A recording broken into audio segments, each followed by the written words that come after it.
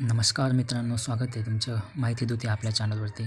मित्रांनो, आजच्या व्हिडिओमध्ये आपण पाहणार आहोत की किसान सन्मान निधी योजनेसाठी केंद्र शासनाने एक तारीख जारी केलेली आहे. 19वा हप्ता हा तुम्हाला त्या तारखेला मिळणार आहे. तर मित्रांनो, ज्या शेतकऱ्यांनी फार्मर ID कार्ड बनवलेलं नसेल तर त्यांना हप्ता मिळेल का?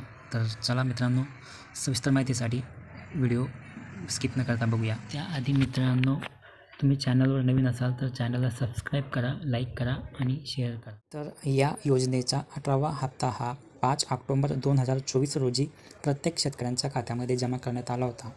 पण सध्या शेतकऱ्यांना 19व्या हप्त्याची प्रतीक्षा आहे. यासाठी PM किसान सन्मान निधी योजनेचा 19वा हप्ता ट्रान्सफर करण्यासाठी केंद्र सरकारच्या माध्यमातून एक तारीख फिक्स करण्यात आलेली आहे. PM किसानचा 19वा हप्ता हा 24 फेब्रुवारी 2025 रोजी लाभार्थ्यांच्या खात्यामध्ये वितरित केला जाणार आहे. परंतु ज्या शेतकऱ्यांकडे सध्या फार्मर ID कार्ड नाही आहे तर त्यांच्या खात्यामध्ये हप्ता जमा होणार की नाही, तर याविषयी शासनाने म्हटले आहे की जे जुने शेतकरी आहेत, ज्यांच्याकडे फार्मर युनिक ID कार्ड नाही आहे, तर त्यांनासुद्धा सध्याचा PM किसानचा 19वा हप्ता मिळणार आहे. पण पुढे जाऊन त्यांना हे कार्ड बनवणे बंधनकारक आहे.